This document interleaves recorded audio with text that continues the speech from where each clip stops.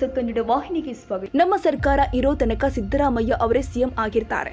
ಅಲ್ಲದೆ 5 ವರ್ಷ ಅಧಿಕಾರವನ್ನು ಕೂಡ ನಡೆಸ್ತಾರೆ. ನಾನು ಸಿಎಂ ಆಕಾಂಕ್ಷಿ ಅಲ್ಲವೇ ಅಲ್ಲ ಅಂತ ಮಾಜಿ ಸಚಿವ ಆರ್.ವಿ. ದೇಶಪಾಂಡೆ ಹೇಳಿಕೆ ಕೊಟ್ಟಿದ್ದಾರೆ. ಬೆಳಗಾವಿಯಲ್ಲಿ ಮಾತನಾಡಿದ ಅವರು, ಸಿಎಂ ಕುರ್ಚಿ ಖಾಲಿ ಇದ್ದಾಗ ಕ್ಲೇಮ್ ಮಾಡಬೇಕು. ಈಗ ತಮ್ಮ ಅಭಿಪ್ರಾಯವನ್ನ ಹೇಳ್ತಿದ್ದಾರೆ. ಇನ್ನು ಸತೀಶ್ ಜಾರಕಿಹೊಳಿ ಸ್ಪಷ್ಟವಾಗಿ ಹೇಳಿದ್ದಾರೆ, ನಾನು ಈಗ ಸಿಎಂ ಆಕಾಂಕ್ಷಿ ಅಲ್ಲ ಎಂದಿದ್ದಾರೆ. ಸತೀಶ್ ಜಾರಕಿಹೊಳಿ ಒಳ್ಳೆಯ ಸಜ್ಜನ ರಾಜಕಾರಣಿ ಎಂದರು. ನಾನು ಸೀನಿಯರ್ ಎಂಬ ಸಚಿವ ಎಂ.ಬಿ. ಪಾಟೀಲ್ ಹೇಳಿಕೆಗೆ ಪ್ರತಿಕ್ರಿಯಿಸಿ, ನಾವು ಅಧಿಕಾರಕ್ಕೆ ಬಂದು ವರ್ಷವಾಗಿದೆ. ನಮಗೆ ಇನ್ನೂ 4 ವರ್ಷ ಅವಕಾಶವಿದೆ. ಈಗ ಸಿದ್ದರಾಮಯ್ಯ ಮುಖ್ಯಮಂತ್ರಿ ಇದ್ದಾರೆ. ಹೀಗಿರಬೇಕಾದ್ರೆ ನಾವು ಸಿಎಂ ಬದಲಾವಣೆ ಬಗ್ಗೆ ಮಾತನಾಡೋದು ತಪ್ಪಾಗುತ್ತೆ. ಸಿದ್ದರಾಮಯ್ಯ ಬದಲಾವಣೆ ವಿಚಾರ ನನಗೆ ಕಾಣಿಸ್ತಾ ಇಲ್ಲ. ಸಿಎಂ ಬದಲಾವಣೆ ಇಲ್ಲ. ಈ ಬಗ್ಗೆ ಹೈಕಮಾಂಡ್ ಕೂಗೂ ಇಲ್ಲ. ಅನಾವಶ್ಯಕವಾಗಿ ಈ ಬಗ್ಗೆ ಮಾತು ಕೇಳಿ ಬರ್ತಾ ಇದೆ. ಸಿಎಂ ಬದಲಾವಣೆ ಆಗ್ತಾರೆ ಎಂದು ಯಾರು ಹೇಳಿದ್ದು ಅಂತ ಮರು ಪ್ರಶ್ನೆ ಮಾಡಿದ್ರು. ನಾನು ಒಬ್ಬ ವಕೀಲನಾಗಿದ್ದು ಮೂಡ ಹಗರಣದಲ್ಲಿ ಕೋರ್ಟ್ನಿಂದ ವ್ಯತಿರಿಕ್ತ ಪರಿಣಾಮ ಬರಲು ಸಾಧ್ಯವಿಲ್ಲ. ಮೂಡದಲ್ಲಿ ಯಾವುದೇ ಅವ್ಯವಹಾರ ಆಗಿಲ್ಲ. ಸಿಎಂ ಸಿದ್ದರಾಮಯ್ಯ ಅವರ ಪತ್ನಿ ತಪ್ಪು ಹೆಜ್ಜೆ ಇಟ್ಟಿಲ್ಲ. ಇದು ಸರಿಯಲ್ಲ ಅಂತ ಕೋರ್ಟ್ ಆದೇಶ ನೀಡುತ್ತೆ ಎಂದು ಆರ್.ವಿ. ದೇಶಪಾಂಡೆ ಸಮರ್ಥಿಸಿಕೊಂಡಿದ್ದಾರೆ. ಕಾಂಗ್ರೆಸ್ನಲ್ಲಿ ಒಳಗೊಳಗೆ ನಾಯಕರು ಕತ್ತಿ ಮಸೆಯುತ್ತಿದ್ದಾರೆ ಎಂಬ ಜಗದೀಶ್ ಶೆಟ್ಟರ್ ಹೇಳಿಕೆಗೆ ಪ್ರತಿಕ್ರಿಯಿಸಿ, ಶೆಟ್ಟರ್ ಯಾಕೆ ಹಾಗೆ ಹೇಳಿದ್ರು ಅಂತ ಗೊತ್ತಿಲ್ಲ.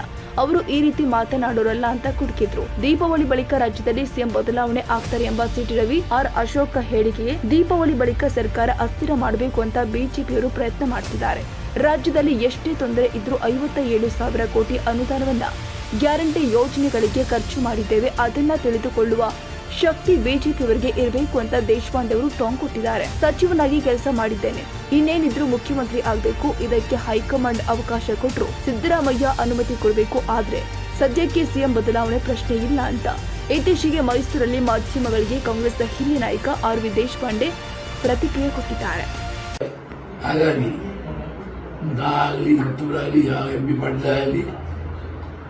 ನಮ್ಮ ಸತೀಶ್ ಜಾರಕಿಹೊಳಿ ಬಹಳ ಸ್ಪಷ್ಟವಾಗಿದ್ದಾರೆ ನೋಡಿ. ಇವತ್ತು ನಿನ್ನೇನು ಬೆವಲೆ ಓದಿದಾಗ ನನಗೆ ಸಿಎಂ ಆಗೋ ಏನು ಆಶೆ ಇಲ್ಲ. ಅದನ್ನು ನಾನು ಮುಂದಿನ 2028 ಆ ಸಮಯದಲ್ಲಿ ನಾವು ಪ್ರಯತ್ನ ಮಾಡಿದಂತ ಹೇಳಿದ್ದಾರೆ. ಅವರು ಒಳ್ಳೆಯವರು, ಸಜ್ಜನರು ಮತ್ತು ಎಲ್ಲರೂ ಹಚ್ಕೊಂಡು ಹೋಗ್ತಾರೆ.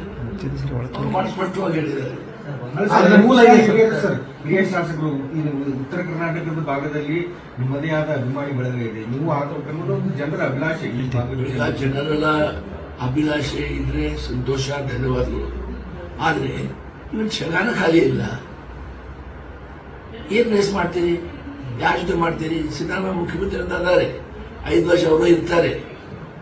ಏನ್ ಮಾಡಕ್ ಬರ್ತದೆ ನಮ್ಗೆ? ಪರಿಣಾಮ ಬಂದ್ರು ಕೋರ್ಟ್ನಲ್ಲಿ ವೈಯಕ್ತಿಕ ಪರಿಣಾಮ ಬರುವ ನಾನು ಒಬ್ಬ ನ್ಯಾಯವಾದಿ. ನನ್ನ ದೃಷ್ಟಿಯಿಂದ ವೈಯಕ್ತಿಕ ಪರಿಣಾಮ ಬರಲಿಕ್ಕೆ ಸಾಧ್ಯ ಇಲ್ಲ. ಇದ್ರೊಳಗ 14 ಪ್ಲಾಟ್ ಏನು ಕೂಡ ಏನು ಅವ್ರು ಸೌಭಾಗ್ಯ ಕೊಟ್ಟಿದ್ದಾರೆ.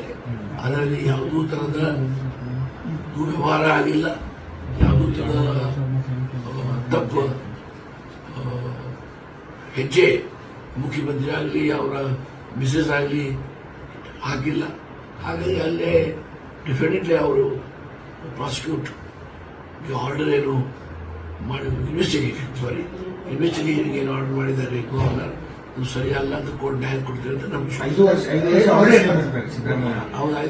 ಅವ್ರು 5 ವರ್ಷ.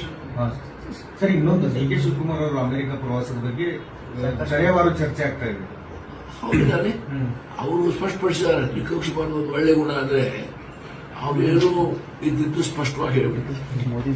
ಅವ್ರು ಅಮೆರಿಕ ಹೋಗಿದ್ದಾರೆ. ಈ ಡೆಮೊಕ್ರೆಟಿಕ್ ಕನ್ವೆನ್ಷನ್ ಇದೆ ಮತ್ತು ಕಮಲಾ ಹ್ಯಾರಿಸ್ ಅವ್ರಿಗೆ ಭೇಟಿ ಆಗ್ತೇನೆ, ಒಬ್ಬ ಶಿಖರ ಸಾಧನೆ ಅವರು ಭೇಟಿ ಆಗ್ತೇನೆ ಮತ್ತು ಅವ್ರಿಗೆ ಕರೆ ಕೊಟ್ಟಿದ್ದಾರೆ ಅಂತ ಅವ್ರು ಹೇಳಿದ್ದಾರೆ. ಭೇಟಿ ಆಗದಂತ ಮೋದಿ ಅವರು ಡಿ.ಕೆ. ಶಿವರಿಗೆ ಭೇಟಿ ಆಗ್ತಾರೆ. ಪ್ರಧಾನಿ ಅವರನ್ನು ಭೇಟಿ ಡಿ.ಕೆ. ಶಿವ ಪ್ರಧಾನಿ ಮೋದಿ ಅವರನ್ನು ಭೇಟಿಯಾಗಿದ್ರು. ಸಿಎಂ ಅವರು ಭೇಟಿ ಆಗಕ್ಕಾಗಲ್ಲ, ಡಿ.ಕೆ. ಶಿವ ಅವರು ಭೇಟಿಯಾಗಿದ್ದಾರೆ ಅನ್ನೋದು ಅಂದ್ರೆ ಚರ್ಚೆ ಈಗ ಸಿಎಂ ಹೋಗಿದ್ರಲ್ಲಿ ಈ ಕಳೆದ 6 ದಿನದಲ್ಲಿ 2-3 ಸಲ ಸಿಎಂ ಹೋಗಿ ಸರ್ಕಾರ ಪರವಾಗಿ ಭೇಟಿಯಾಗಿ ಏನೇನು ಕರ್ನಾಟಕ ಆಗಬೇಕು, ಏನ್ ಸಮಸ್ಯೆಗಳು ಇವೆ, ಏನ್ ನಮ್ಗೆ ಕರ್ನಾಟಕದ ನಮ್ಮ ಫೈನಾನ್ಸ್ ಕಮಿಷನ್ದಲ್ಲಿ ಅನ್ಯಾಯ ಆಗಿದೆ, ಅಲೋಕೇಶನ್ ಆಫ್ ಫಂಡ್ಸ್ದಲ್ಲಿ ಎಲ್ಲ ಹೇಳಿದಾರಲ್ಲ.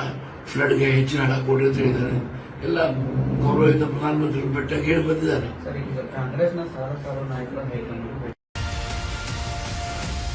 ತಾಜಾ ಸುದ್ದಿಗಾಗಿ MTV ನ್ಯೂಸ್ 24/7ಗೆ ಸಬ್ಸ್ಕ್ರೈಬ್ ಮಾಡಿ ಮತ್ತು ಬೆಲ್ ಐಕಾನ್ ಅನ್ನು ಒತ್ತಿ. ತಪ್ಪದೇ ಲಿಂಕ್ ಶೇರ್ ಮಾಡಿ.